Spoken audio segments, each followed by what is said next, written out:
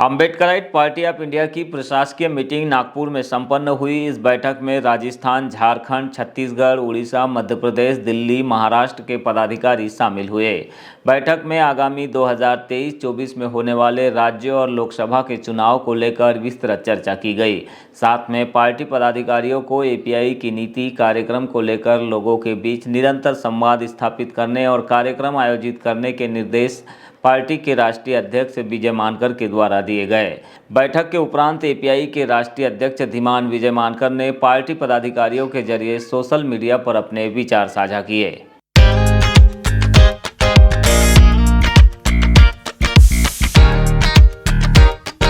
देखिए, देश की पॉलिटिकल पार्टियों का क्या समस्या है ये मैं बताता हूँ। इंडिया डेवलप होगा ज्ञान से, इंडिया डेवलप होगा विज्ञान से। लोगों को डिपेंडेंट रखना ये जो है अमृतकाल नहीं हो सकता, ये विषकाल है।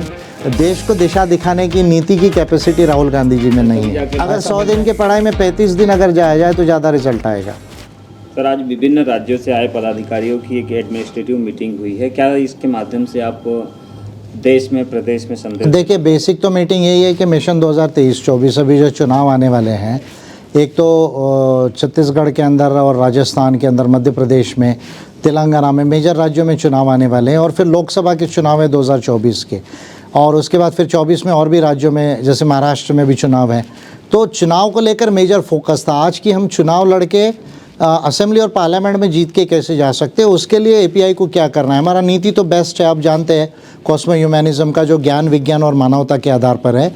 इसके ये जो थियोरेटिकल पार्ट है हमारे नीतियों का, उसको भी हम देश की जनता को कैसे समझाएं और चुनाव लड़के जाने के लिए क्या क्या तैयारियों की ज़रूरत है, उन पर सारा मंथन आज हमने किया और सारे लोग इसमें क्लियर है पार्टी के, और पार्टी बड़े पैमाने पर अब इसकी तैयारी में लग गई है और हम इसमें जीतने का पूरा प्रयास करेंगे और मुझे पूरा भरोसा है कि हम 23-24 में जीतेंगे।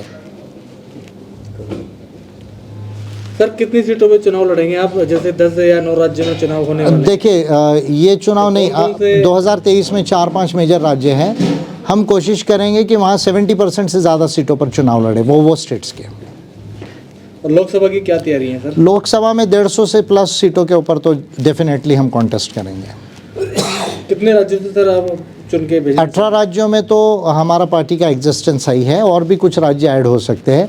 प्रयास रहेगा कि 18-20 राज्यों से तो हमारे कैंडिडेट्स रहे, लेकिन 8-10 राज्यों में जहां हमारा पार्टी का अच्छा प्रेजेंस है वहां फोकस करके कुछ सीटें जीतने पर ज़्यादा हमारा प्रयास रहेगा। और 24 में मैं भी कॉन्टेस्ट करने वाला हूं, तो पार्लियामेंट जाने के लिए मैं और हमारे पार्टी के सीनियर ऑफिस बेयरर्स है वो भी कॉन्टेस्ट करेंगे, तो कुछ सीटों पर जीतने का प्रयास रहेगा कुछ राज्यों से। एपीआई की ओर से 2023-24 में देश के लोगों के लिए अनुपम क्या होगा, क्या विशेष कृति होगी? देखिए, सबसे पहली बात तो एक नीति मैं डिक्लेयर करने जा रहा हूँ। जो नीति देश के जो 7 से 10 करोड़ गरीब परिवार हैं या गरीब जैसे परिवार हैं, उनको 10 सालों में बिल्कुल मध्यम अमीर बनाएगी। यानी उसके लिए उनको केवल अनाज ले लो या मनरेगा कर लो, इस तरह नहीं रहेगा। वो एक नीति सबसे अनुपम रहने वाली है। दूसरा जो है, हमारी जो एजुकेशनल पॉलिसी है उसको पूरी तरह साइंस, टेक्नोलॉजी एंड नॉलेज के बेस पर लाएंगे। इंडिया को केवल हम 3rd नंबर पे आना सफिशेंट नहीं है, क्योंकि हमारी देखिए अभी जो डॉलर टर्म्स में इकोनॉमी है वो 3.18% है।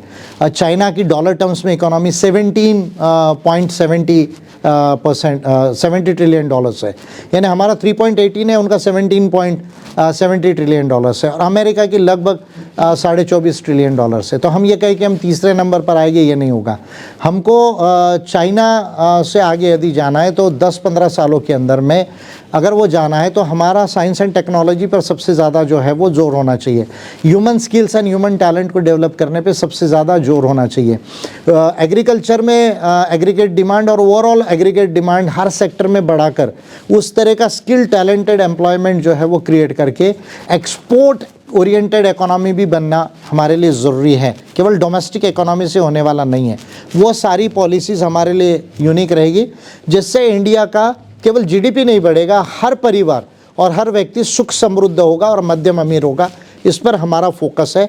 और जो हमारा कल्चरल नेम था इंडिया का, भारत से पहले गोंडवाना था, तो वो कल्चरल जो हमारा सबसे अच्छा मानवता और प्रकृति का जी सभ्यता थी, तो भारत को वो गौरवान्वित करने वाला कल्चर हम यहाँ पर बनाएंगे और इंडिया को ग्रेट गोंडवाना बनाएंगे। ये मेजर फोकस है।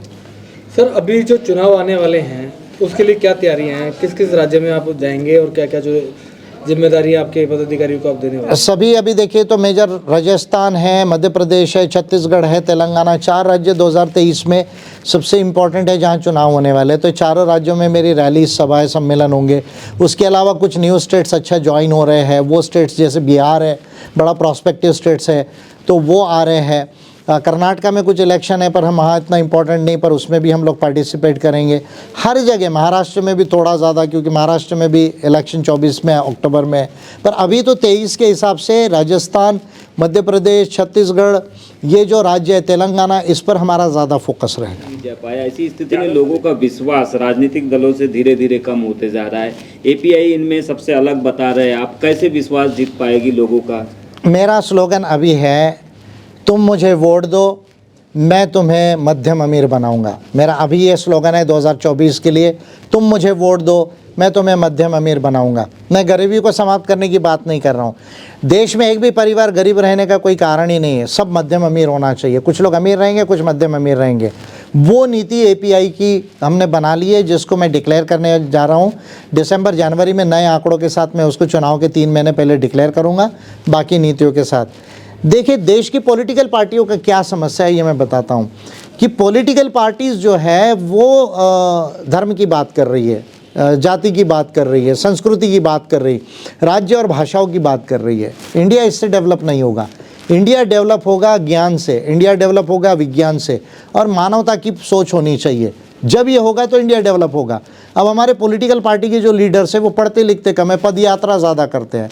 तो पद यात्रा करने से फिजिकल फिटनेस आ सकता है, लेकिन मेंटल फिटनेस नहीं आता है। तो पढ़ लिख कर ये समाधान लाने की नीति हमारे पास में है, और सारे लोगों को सुख समृद्ध हम कैसे कर सकते, सुजान कैसे कर सकते, ये एपीआई की नीति क्लियर है। मोदी जी के अमृतकाल के बजट पर कुछ विशेष आपका कमेंट? नहीं, मुझे तो इसमें कुछ अमृतकाल नहीं नज़र आता है, थोड़ा विष भी नज़र आता है, क्योंकि देश में इतनी बेरोज़गारी है। 8% से ज़्यादा लोग जो हैं हमारे यहाँ अनएम्प्लॉयमेंट रेशियो है। फिर 81 करोड़ लोगों को अगर अनाज देना पड़ रहा है तो इसका अर्थ स्पष्ट है कि 81 करोड़ लोगों को इसकी ज़रूरत है। यानी हमारा परचेसिंग पावर पैरिटी, हमारी पर कैपिटा इनकम कम है, इसलिए तो हमको अनाज देना पड़ रहा है। तो मोदी जी का अभी जो है 9वां साल हो रहा है, उसके बाद भी अनाज देना पड़ रहा है, और कह रहे हैं कि मैं 25 साल में ऐसा करके दिखाऊंगा। तो मैं समझता हूँ कि ये अनरियलिस्टिक थिंकिंग है। इसको अमृतकाल नहीं, मैं विषकाल कहूँगा। ये विषकाल का बजट है। बेरोजगारी रखना, पिछड़ापन रखना, गरीबी रखना, लोगों को डिपेंडेंट रखना, ये जो है अमृतकाल नहीं हो सकता, ये विषकाल। जैसा बताया जाता है कि राहुल गांधी पहले अपरिपक्व थे, अब परिपक्व हो गए। आपको क्या समझ में आता है, क्या उनमें अभी मैच्योरिटी ऐसी डेवलप हो पाई है जिससे वो देश की कमान संभाल सके, जिस तरह से उन्हें प्रोजेक्ट? नहीं, एक चीज़ तो मुझे नज़र आई कि उनको ठंड कम लग रही है आजकल चलने की वजह से, लेकिन बौद्धिक लेवल पे कोई बहुत बड़ा डेवलपमेंट हुआ ऐसा तो मुझे नज़र नहीं आ रहा है। और वो भी कह रहे हैं कि फिजिकली फिट हो गया, वो शुगर कम होता है, बॉडी फिट होती है। तो एक आधा गोल्ड मेडल जीतने के लिए जाना चाहिए उनको ओलंपिक्स में, लेकिन देश को दिशा दिखाने की नीति की कैपेसिटी राहुल गांधी जी में नहीं है, ऐसा मुझे अभी नज़र नहीं आता। और अगर आप मुझे पूछेंगे तो मैं 135 दिन में 100 दिन जो है पढ़ाई करना पसंद करूंगा, रिसर्च करना पसंद करूंगा, ताकि देश को जो है रास्ता दिखा सकूं। 35 दिन लोगों के बीच में जाऊंगा। लेकिन डेमोक्रेसी में लोगों के बीच भी जाना पड़ता है, लोगों के बीच जाकर बने रहना पड़ता है, तभी जाके। अगर 100 दिन की पढ़ाई में 35 दिन अगर जाया जाए तो ज़्यादा रिजल्ट आएगा। दिमाग खाली लेकर जाने से कुछ भी रिजल्ट नहीं आएगा।